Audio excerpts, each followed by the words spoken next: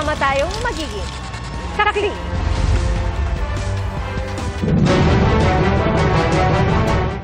With 19 affirmative votes, 4 negative votes, 1 abstention, the motion of Senator Marcoleta as amended by Senator Joel Villanueva adhering to the immediately executory decision rendered by the Supreme Court en banc on July 25, 2025, which among others held that the articles of impeachment are null and void ab initio and that the Senate did not acquire jurisdiction, and to move to transfer the articles of impeachment in relation to case number 002-2011 entitled In the Matter of the Impeachment Trial of Vice President Sara Zimmerman Duterte to the archives. The same is hereby approved. Mga kapuso, bago sa saksi, archived na ang impeachment complaint laban kay Vice President Sara Duterte. Sa sesyon kanina, 19 na senador ang bumoto pabor sa motion na i-archive ang reklamo kasunod ng desisyon ng Korte Suprema na unconstitutional ang articles of impeachment dahil sa paglabag sa one-year bar rule.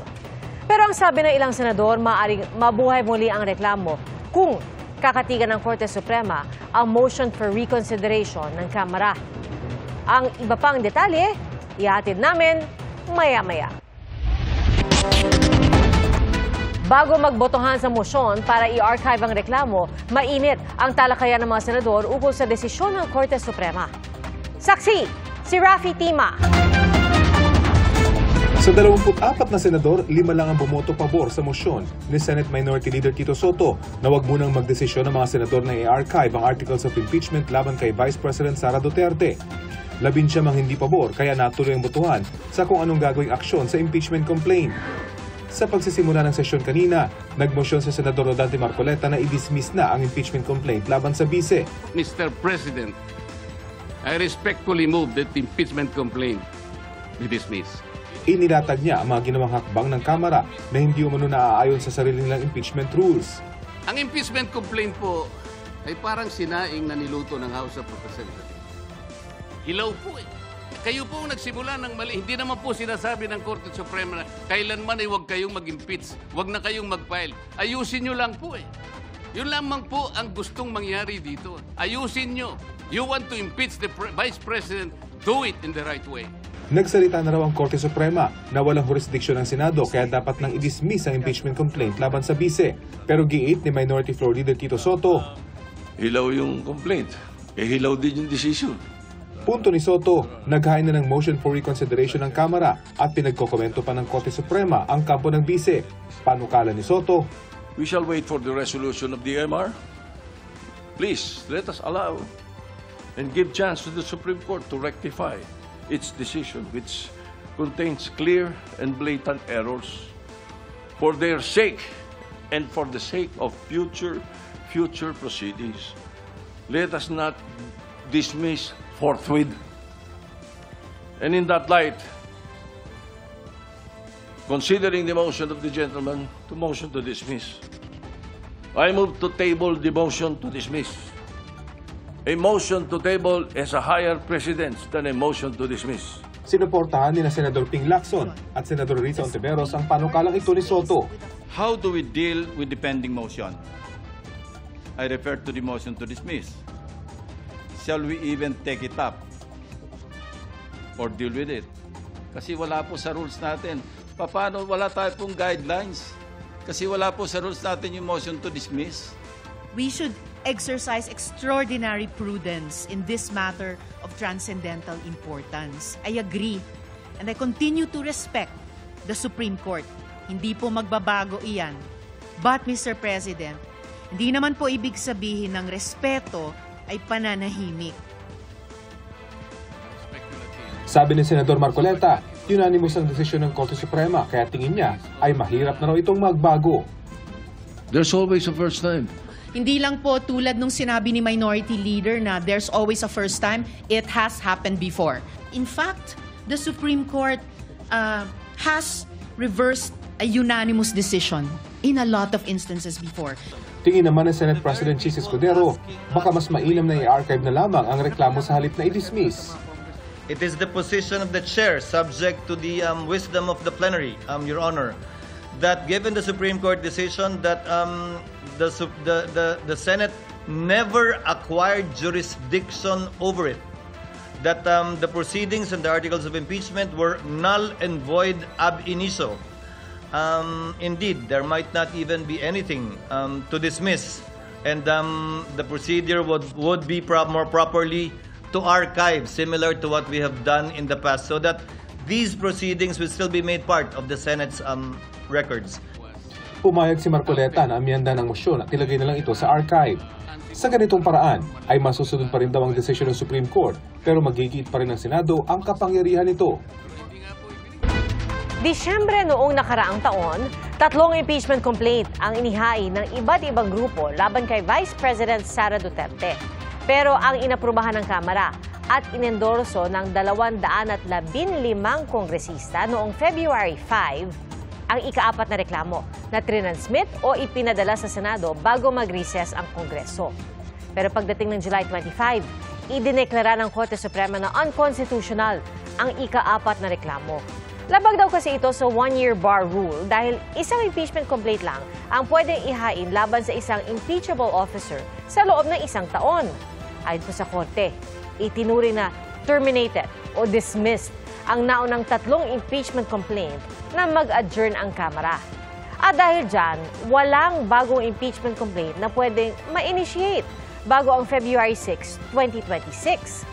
Kamakailan lang, naghain ng motion for reconsideration ang Kamara. Ang punto naman nila, mali ang pagkakaintindi ng Korte sa naging proseso nila. Nagtakdaan nila ng mga bagong panuntunan ang Korte Suprema.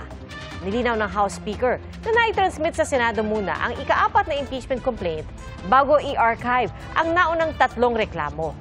Ang pagkakasunod-sunod daw ng mahakbang na ito ang patunay na iisa at hindi 4 ang valid na initiation ng reklamo. Kinikilala ng kampo ni Vice President Sara Duterte ang desisyon ngayong gabi ng Senado na i-archive ang articles of impeachment laban sa Vice-Presidente. We acknowledge yung naging desisyon ng Senate to adhere to the Supreme Court ruling and also to archive yung articles of impeachment. We have always maintained our position na talaga namang unconstitutional itong 4th impeachment complaint na naging articles of impeachment. Ay pa kay Attorney Michael Poa, pinaghahanda nila magiging sagot o komento sa Korte Suprema sa inihaing motion for reconsideration ng Kamara. Ayon naman kay House Spokesperson Attorney Princess Abante, bukas na sila magbibigay ng payag kaugnay sa desisyon ng Senado. Patay ang babaeng senior citizen matapos umunong matrap sa loob ng nasusunog na bahay sa Quezon City. Saksi, si Jamie Santos. Nagangalit na apoy at makapal na usok ang bumalot sa isang 4 na palapag na bahay sa Scout Ralios Extension, Barangay Sacred Heart, Quezon City. Sa kasamaang palad, nasawi ang 78 anyos na babae matapos umanong matrap sa loob ng nasusunog na bahay. Kwento ng tagapag-alaga ng biktima, nakita na lang daw niyang malaki na ang usok at apoy sa babang bahagi ng kanilang bahay. Silang 2 lang daw sa bahay ng inaalagaan na bedridden nang maganap ang sunog. Nandun kami sa taas. Kukuha sana ako ng tubig kasi iinom si Mami. Pagtingin ko sa baba, yung apoy sobrang laki na. Hindi ko na maanuhan yun. Kinahingin ako ng tulong sa kapitbahay namin. Nawalan daw siya ng malay sa lakas ng usok at apoy sa loob ng bahay. Meron lang daw nagligtas sa kanya, kaya siya nakalabas ng bahay. Pasalamat din ako yung nag-ano sa akin, nagligtas. Ayun, maraming salamat po. Hindi ko na din matandaan yung muka kasi wala na akong malay eh. Di po sa loob talaga, kaming 2 ni Mami, wala din kaming malay kasi yung apoy, ang lakas na kaya yung yung usok. Hindi ko na din maanuhan eh, kaya din tulungan nila po ako paglabas. Hindi ko din siya mabuhat kasi wala na akong malay eh. Nagsabi po ako sa tao, si Mami po, nandyan pa po sa loob, tulungan nyo naman. Sabi naman yung tao, hindi na daw kasi malakas na yung apoy. May iba pa raw silang kaanak ng biktima na kasamang nakatira sa bahay. Pero wala raw silang nang maganap ang sunog. Wala kami, umalis kami. Kasama ko yung pinsan ko, yung anak ni Lola, yung tita ko. Umalis kami. Mabilis lang naman. Umalis kami mga 3:25, 3:30. Umalis kami. So, nakabalik kami, magpopor. Kaya lang, nung pagbalik namin, nalaman na namin na kung may nangyari, nasusunog na daw. Sa second floor po, doon po namin siya na nakita. Nasa kalapit lang na nasunog na bahay ang isang home healthcare facility, kaya agad inilikas ang 11 matatandang residente sa ligtas na lugar. Pasado alas 4 ng hapon nang sumiklab ang sunog na umabot sa ikalawang alarma. Fire out ito makalipas ang halos 1 oras. Nagtulong-tulong ang 20 bumbero mula sa BFP at 25 mula sa fire volunteers para apulahin ang sunog. Patuloy pa ring iniimbestigahan ang pinagmulan ng sunog at halaga ng pinsala. Sa ngayon po, inaalam pa namin yung pinagmulan po ng sunog. Para sa GMA Integrated News, Jamie Santos ang inyong saksi. Sa ibang balita, mahigit 1,000 pamilya ang nawala ng tirahan sa sunog sa Tondo, Maynila. Saksi, si Marie Zumal. Nabalot ng makapal at maitim na usok ang bahagi ng Barangay 105 Tondo, Maynila. Ang maitim na usok, tanaw hanggang sa malayo. Mag-alas 10 ng umaga, kita kung paanong lamunin ng apoy ang mga gusali kaya pahirapan ng pag-apula. Dagdag kalbaryo ang makipot na daan. Light materials, mga junk shop, and then malapit siya sa tabing dagat. So malakas po yung hangin.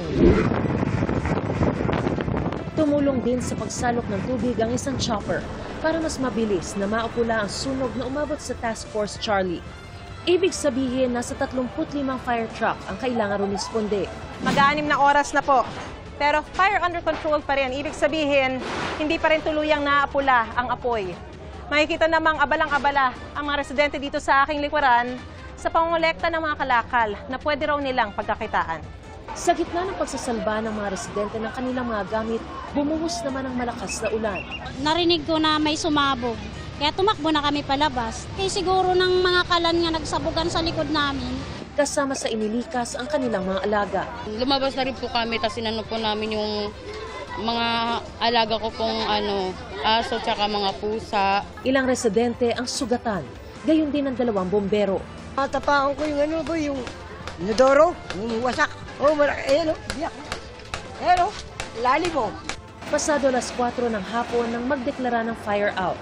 Sa barangay muna tumutuloy ang ilang nasunugan. Hindi pa alam ang sanhi ng sunog, pero ayon sa investigador, Meron silang sinasabi na meron ng nananso. Kailangan niya ng apoy para maluso yung plastic. Lalabas yung tanso, may bebenta yung tanso. Sa di kalayuan, may inaresto naman ng mga pulis na nagnakaw umano ng mga tanso, pero hindi naman daw siya ang dahilan ng pagkasunog. Wala po. Wala. Ba't ninanakaw yan? Pangalan po, pang bigas-bigas lang po. Para sa GMA Integrated News, ako si Mariz Umali ang inyong saksi. Nagmisulang ilog ang ilang bahagi ng C3 Road sa Caloocan City dahil sa baha. Kasunod po yan ng malakas na pag-ulan sa lugar. Ilang sasakyan tuloy ang tumirik o di kay kinailangan itulak para makatawid sa baha. Nakaranas din ng pag-ulan sa Maynila. At ayon sa Pag-asa, local thunderstorm ang nagpaulan sa ilang bahagi ng Metro Manila. Sa ngayon, 2 low-pressure area ang minomonitor ng Pag-asa sa loob at labas ng Philippine Area of Responsibility o PAR. Ang bagong nabuong LPA sa labas ng PAR, huling namataan sa layong 2,815 kilometers silangan ng extreme northern Luzon. Ayon sa Pag-asa, lalapit ito ng bahagya sa PAR pero hindi inaasahang makakaapekto sa bansa. Ang dapat paghandaan ay yung epekto ng LPA sa loob ng PAR na huling nakita 510 kilometers silangan ng Infanta, Quezon. Ayon sa Pag-asa, posible itong lumapit at tumawid sa northern at central Luzon simula ngayong gabi hanggang bukas. Pwede rin tumaas ang tsansa nitong maging bagyo kapag nakarating na sa West Philippine Sea. Bukod sa LPA, lumalakas ulit ang habagat at dahil po dyan maging maulan ng panahon sa malaking bahagi ng bansa. 3 patay matapos mahulog sa bangin ang sinasakyan nilang truck sa Zamboanga del Sur. At sa Nueva Ecija, isang empleyado ng munisipyo ang patay sa pamamaril. Saksi, si Efren Mamak ng GMA Regional TV. Nasa isang kainan ang lalaking ito nang lapitan ng isa pang lalaki sa Penaranda, Nueva Ecija. Ilang saglit pa, pinagbabaril ang 52 anyos na biktima na team leader ng Municipal Environment and Natural Resources Office. Ayon po sa soko natin, 15 na gunshot wounds yung natamo ng biktima, na meron din marami sa ulo, sa katawan. Isa sa iniimbestigahan ay kung may kinalaman ang krimen sa trabaho ng biktima. Bago kasi ang pamamaril, nag-inspeksyon pa sa mga poultry farm ang biktima. May pabuyang 200,000 piso ang LGU para sa makapagtuturo sa mga salarin. Wala pang pahayag ang mga kaanak ng biktima. Pahirapan ang pagsagip sa 2 lalaki na naipit sa loob ng sinakyan nilang truck matapos madisgrasya sa Tigbao, Zamboanga del Sur. Ayon sa Tigbao Municipal Police, may kargang pison ang self-loading truck na nawalan ng kontrol pagdating sa pakurbang bahagi ng daan. Dumiretso at nahulog ito sa bangin na may 10 metro ang lalim. Agad nakatalon palabas ang 2 sakay na nagtamo ng mga sugat. Pero ang driver at 2 pa nilang kasama naipit sa loob ng truck. Wala nang buhay na makuha ang isa sa kanila. Inabot ng gabi ang pag-rescue sa 2 pang biktima na kalaunay pareho ring nasawi. Nangako ang kumpanyang may-ari ng mga truck na sasagutin nila ang pagpapalibing ng 3 nasawi. Gayon din ang pagpapagamot sa 2 sugatan. Sinusubukan ng GMA Regional TV na makuha ang pahayag ng mga sugatan at pamilya ng mga nasawi. Wala nang buhay nang matagpuan sa kanyang bangka ang isang mangingisda sa baybayin sa Lapu-Lapu City sa Cebu. Ayon sa kanyang live-in partner, hapon nang umalis ang biktima para mangisda pero kalaunan ay nakaranas ng ulang may pagkidlat. 5 sila. Ang 4 nagpasilong pero dili taga diri na ma'am. Nakauban ra na niya ba sa kuan isiguan panagat. Wa kuno na nagpatuo ma'am, largo kuno bugsay diri. Kato siya nanguan to siya nga para makauli baron nga mabaligi ang isda o sayo siya. Dagdag pa niya, tinamaan ng kidlat sa dibdib ang biktima ayon sa Soko. Nabutas din anya ang ginamit na bangka ng biktima. Ayon sa Pag-asa, nagpalabas sila ng mga thunderstorm advisory kahapon at kasama rito ang Lapu-Lapu City. 8 anak ang naulila ng biktima. Nagpaabot ng tulong ang Lapu-Lapu City LGU sa kaniyang pamilya. Para sa GMA Integrated News, ako si Efren Mama ng GMA Regional TV, ang inyong saksi. Isang bagong silang na sanggol ang sinagip matapos matagpuan sa kanal sa Cavite. Saksi, si Oscar Oida. Dahil sa narinig na munting pag-iyak, kung kaya pilit na isiniksik ng lalaki ito ang sarili sa isang maliit na kwadradong butas. At nang silipin sa isa pang anggulo, makikita ang ginagapangan niyang si Juan sa pagitan ng pader ng 2 bahay. Sa baba niya, sa may tila kanal, may tila gumagalaw. Isang bagong panganak na sanggol na wala kahit anong saplot. Umiiyak. Kasi pagsilip nila, yung sanggol ang nandoon. O di ngayon, syempre po, kumilos na kami para maanuan. Pagsilip namin, baby nga, tapos binibidyoan, buhay pa. Sa video, kita kung paanong halos hindi magkasya ang lalaki. Ang kanyang paa, nakaangat pa, malayo sa lupa kung nasaan ang sanggol. Pero maya-maya pa, makikitang naiyuko niya patagilid ang sarili. At sa ilang saglit,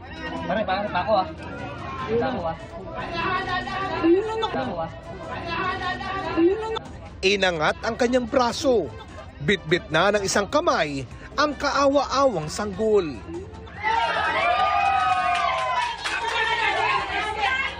Agad siyang binalutan ng tela ng mga nakaabang sa loob ng bahay.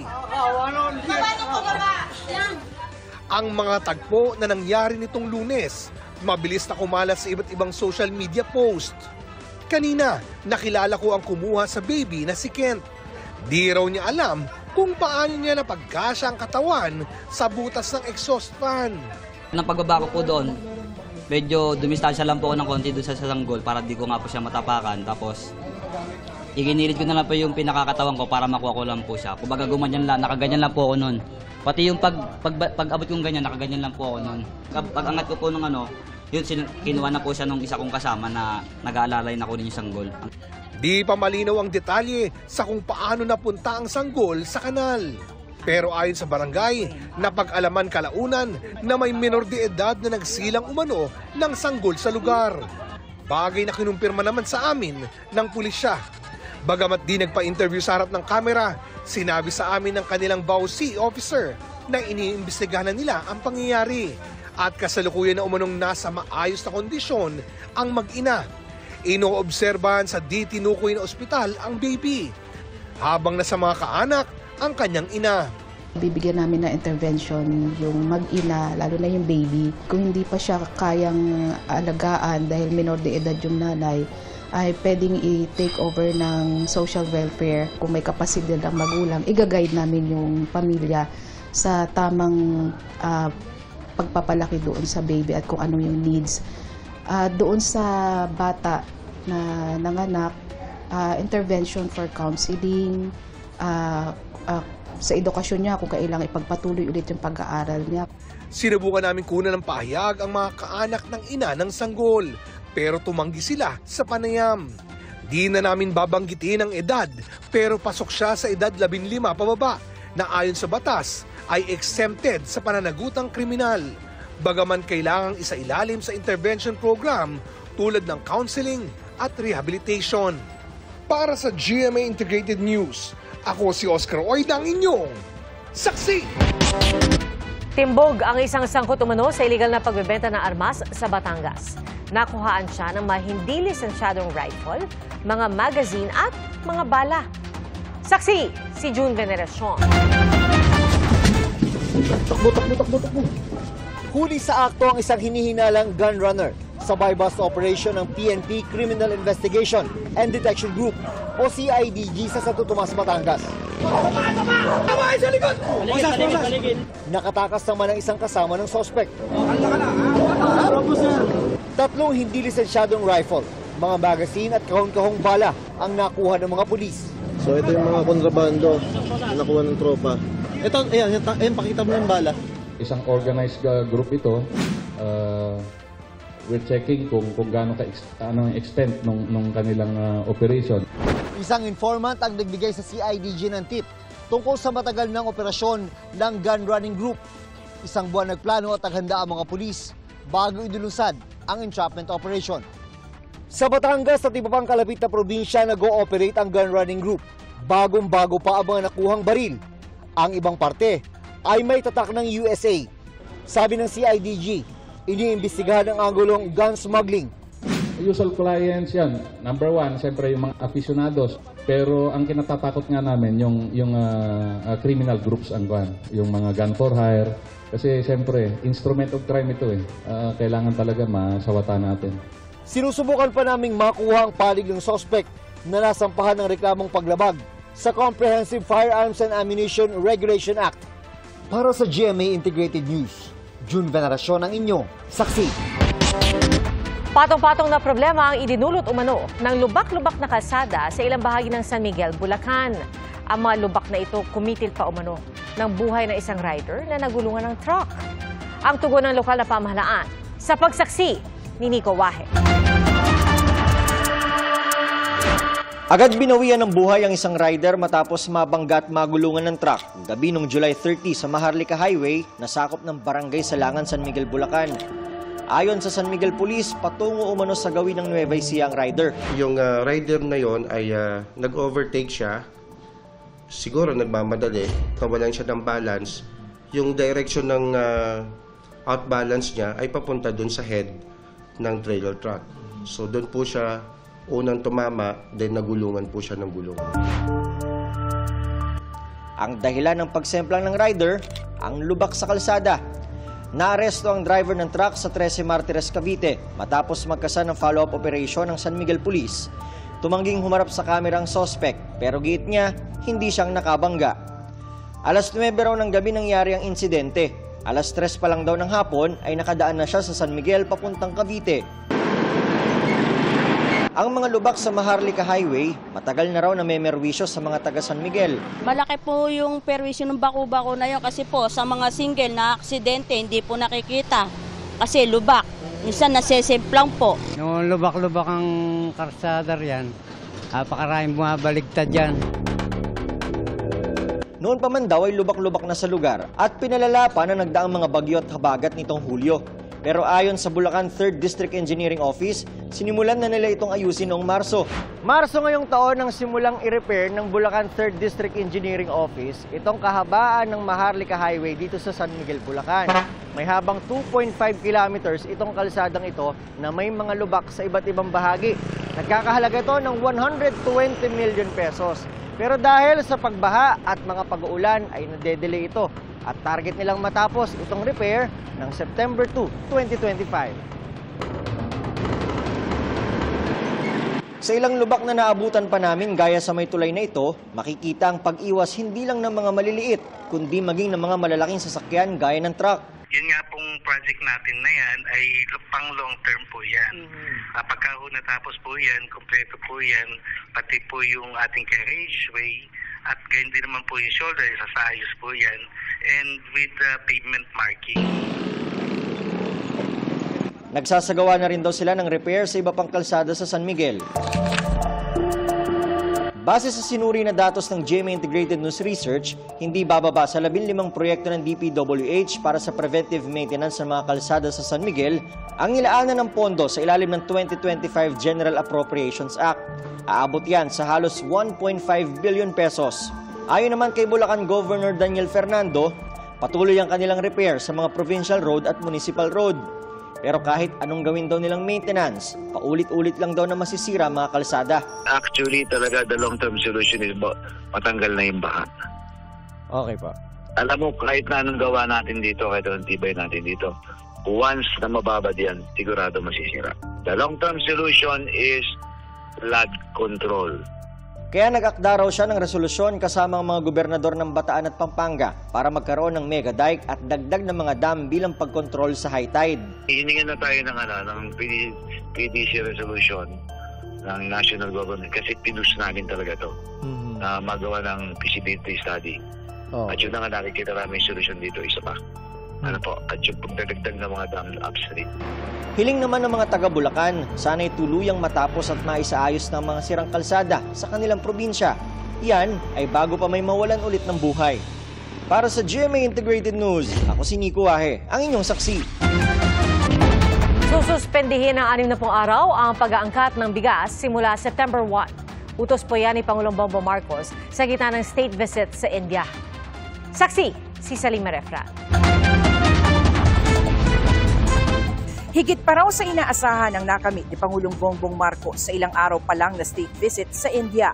Sabi yan ng Pangulo sa dinner banquet ni Indian President Draupadi Murmu.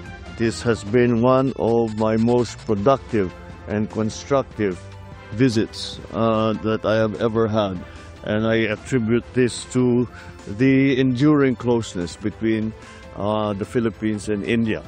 Sa day 3 ng state visit ng Pangulo sa New Delhi, nakipagkita siya sa Indian business community. Hinikayat ng Pangulo na mamuhunan sila sa Pilipinas. Pirmado na rin anya ang terms of reference sa mga negosasyon para sa India-Philippines Preferential Trade Agreement. Dito, magiging mas malawak at mas malaya ang market access ng dalawang bansa. As two of the world's most promising emerging markets, the Philippines and India view the PTA as a strategic platform to harness our shared strengths and elevate our economic partnership. India would be assisting the Philippines towards development of a sovereign data cloud through a pilot project. We are also exploring cooperation for the linking of payment systems. We'll be talking in terms of helping with launching Philippine satellites. There is also a discussion ongoing in terms of supporting large infrastructure projects in the Philippines. There was a focused discussion on cooperation in the field of healthcare, particularly India's strengths in pharmaceuticals, traditional medicine. Sa gitna ng iba't ibang pulong, nagdesisyon si Pangulong Marcos na isuspende ang pag-aangkat ng bigas ng 60 araw simula September 1. Inirekomenda ito ng Department of Agriculture dahil mataas ang stock ng local rice ngayong parating ang anihan. Kailangan isuspend po ito dahil po maganda po ang ani ng ating mga farmers para hindi po maapektuhan ang presyo nito at hindi maabuso ng ibang mga shrewd traders. Pero hindi muna inaksyonan ang rekomendasyong itaas ang taripa sa imported na bigas. Ayon sa DA, kung magiging epektibo ang kanilang estratehiya, pwedeng hindi na itaas ang taripa. July 2024 nang ibaba sa 15% ang nooy 35% na taripa sa bigas para maibaba ang presyo ng bigas sa merkado. Ngayon, ang rekomendasyon ng DA gawing 25% at kalaunan ibalik sa 35% ang taripa. Isa ang pagbaba ng presyo ng bigas sa mga dahilan kung bakit nagtala ng 0.9% inflation rate itong Hulyo, pinakamababa sa loob ng halos 6 na taon. Nakatulong din daw sa pagpapabagal ng inflation ng 20 pesos kada kilong bigas para sa mga piling sektor. Palalawakin pa yan ayon sa Pangulo noong kanyang State of the Nation address. Yung sa bigas halimbawa, instead of subsidizing, bakit hindi pababain ang farm inputs or make it easier for farmers to produce more para mapababa? And that is why we have in the last planting seasons have recorded all bumper crops pataas ng pataas because inayos nga natin ang production. But we're still heavily subsidizing the 20 bigas. It should not be that heavily subsidized. In fact, so liliit pong subsidy in the coming it should come habang yung production natin gumaganda. Bababa ng bababa yan. And as the subsidy becomes less and less, mas magiging malaki ang coverage ng 20 pesos. Sabi ng Pangulo, may pondo ang gobyerno para sa 20 pesos na bigas at iba pang proyektong ipinangako ng Pangulo sa kanyang zona, gaya ng zero balance billing sa mga DOH hospital. Uutangin ba natin ang pantustos sa mga proyekto? Because right now, 17.2 trillion. Even if you look at the sari-sari store, isang negosyo, isang maliit na negosyo, may utang din, investment para palakihin ang negosyo. Huwag natin tinitignan yung trilyon. Mula sa Delhi, India, para sa GMA Integrated News, ako si Salima Refra ng inyong saksi. Patay ang 13 taong gulang na bata sa Maguindanao del Sur dahil sa rabies. Ayon sa tiyuhin ng bata, 7 buwan na raw ang nakalilipas nang makagat ng kanilang alagang aso ang kanyang pamangkin. Pero hindi raw siya dinala sa ospital at sa halip ay isinailalim sa tradisyonal na uri ng panggagamot. Hindi rin daw naturukan ng anti-rabies vaccine ang bata. Bumalik umano sa normal ang kalagayan ng bata pero nitong Lunes ay bigla raw siyang nagwala, nahirapang huminga, natakot sa liwanag at nagsisigaw kapag tinatamaan ng hangin. Isinugod siya sa ospital pero binawian din siya ng buhay. Agad inilibing ang bata at binakunahan ang kanyang mga nakasalamuha. Dahil daw sa mga questionableng investment, pinangangambahan kung tatagal pa ang pondo ng Government Service Insurance System o GSIS. Ang tugon ng GSIS sa pagsaksi ni Maki Pulido. GSIS o Government Service Insurance System ang nangangalaga sa buwan ng kontribusyon ng mga empleyado ng gobyerno para pagdating ng panahon o pangangailangan, may maaasahang pensyon o ibang benepisyo. Ito ang inaasahan ni Romeo ngayong retirado na siya. Pambili ng mga gamot ko, pagkain, at napakahalaga po ng pensyon. Pero tanong ni Senator Risa Ontiveros sa kanyang privilege speech, tatagal pa ba ang pondo kung di umano'y pumapasok ang GSIS sa mga questionable at paluging negosyo? Una rito, ang 1 bilyong pisong investment ng GSIS sa online gambling platform na DG+.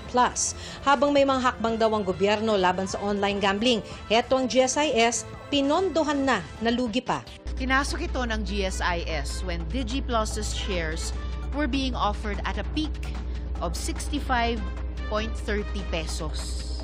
Those shares have since hit a low of 13.68 pesos. Lugi na! Ikalawa, naglabas ng mahigit 1 bilyong piso ang GSIS para bumili ng perpetual preferred shares sa kumpanyang Alternergy nang walang pahintulot ng GSIS Board of Trustees. Lubog na nga raw sa utang ang kumpanya, hindi pa listed sa Philippine Stock Exchange ang biniling shares ng GSIS. Pinatawan ng Ombudsman ng preventive suspension dito si GSIS President Jose Veloso at 6 pang opisyal noong nakaraang buwan. Mahigit 2 billion pesos din daw ang pinuhunan ng GSIS sa Alternergy at 2 iba pang kumpanya kahit ang mga kumpanyang ito ayon na rin sa Commission on Audit Report noong 2023 walang track record na kumita o namigay ng dibidendo. Mahigit 200 million pesos ang ipinondong pera dito ng GSIS, sabi ni Ontiveros. Hindi pa rin tinatanggal ng GSIS ang investment nito sa Del Monte Pacific na lubog na sa utang kaya't magdedeklara na ng bankruptcy. The COA grimly warns that this is just the beginning, since the investments could undermine the actuarial solvency of the pension fund and place members' savings at risk. Ilan sa nakausap namin hindi maiwasang mag-alala. Gusto kong pangalagaan itong contribution.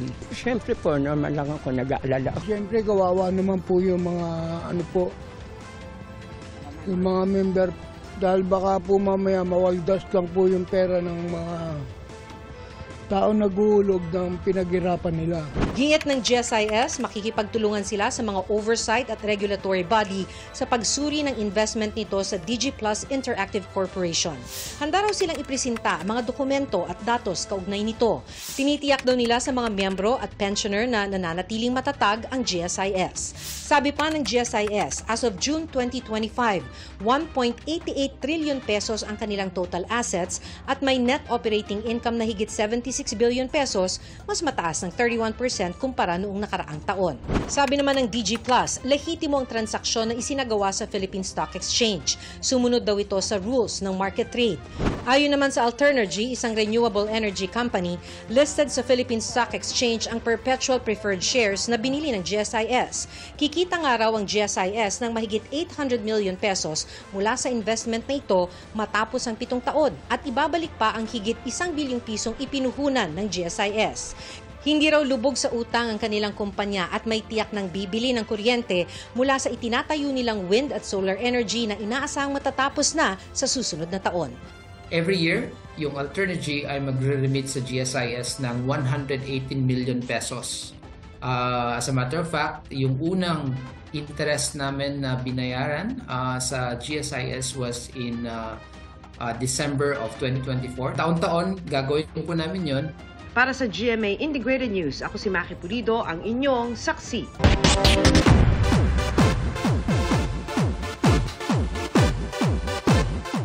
Sa likod po ng mga ngiti ay ang malalim na hugot sa buhay ni Sparkle star Shuvi Etrata.